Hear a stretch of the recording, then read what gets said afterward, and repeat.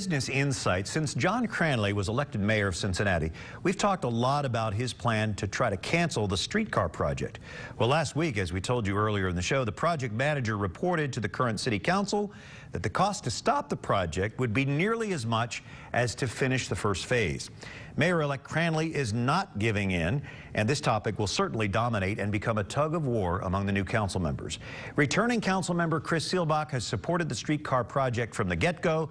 He joins Business Courier publisher Jamie Smith in the studio to talk from the perspective of streetcar supporters. Chris and Jamie. Thanks, Brian. Chris, thanks for being here today. Thank you. First things first, congratulations on your re-election to council. Thank you, I appreciate it. It's great to have you back. Let's talk a little bit about the streetcar. I think everybody's talking about the streetcar. Right. Talk a little bit about the dollars that they came up with in the meeting this past Thursday. Well, you know, we've had many months, if not a year, of lots of political rhetoric regarding the streetcar. And now that the election is over, hopefully we can examine the facts and decide what's the best way forward. So last week we got those facts from the streetcar, the person who's administrating the streetcar project, and as it turns out, it will almost cost the same amount of money to cancel the project than to go forward. And we know with going forward, we will likely see a 3-to-1 return on investment. So to almost the exact same amount of money that it will take to build the streetcar, we have the potential seeing about $500 million in private dollars that will be developed along the streetcar line.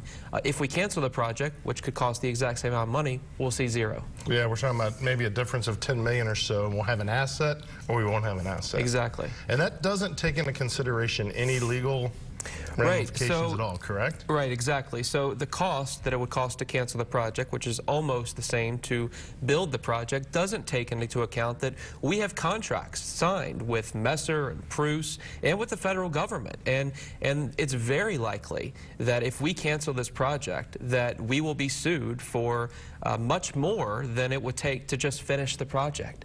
Well, we have tracks that are in the ground, the cars are ordered. Another point that, you know, if we pause the project, it is almost the same as canceling it, because our contract with the federal government, which we have about a $50 million grant from, which can only be used for the Cincinnati streetcar, the federal government has said if we don't want the money for the streetcar, they will use it for another streetcar in another city.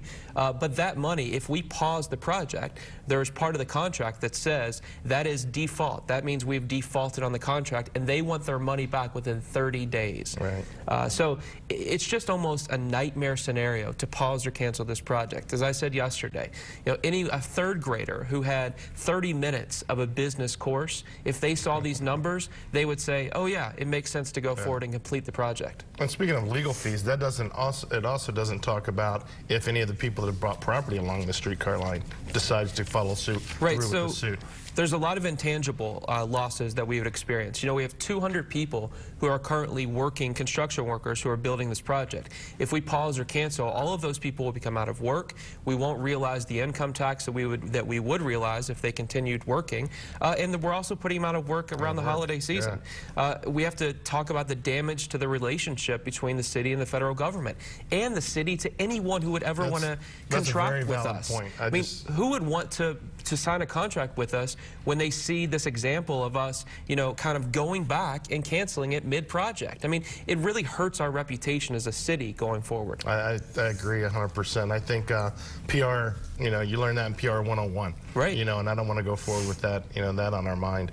Anyway, I want to thank you for being on council. I want to thank you for fighting the fight. I'm sure you're going to continue to fight it regardless of what happens. Yep. Thanks for being in here today, and I'm sure we'll have you back to talk about it as it goes along. Thanks a lot. Thanks, Chris.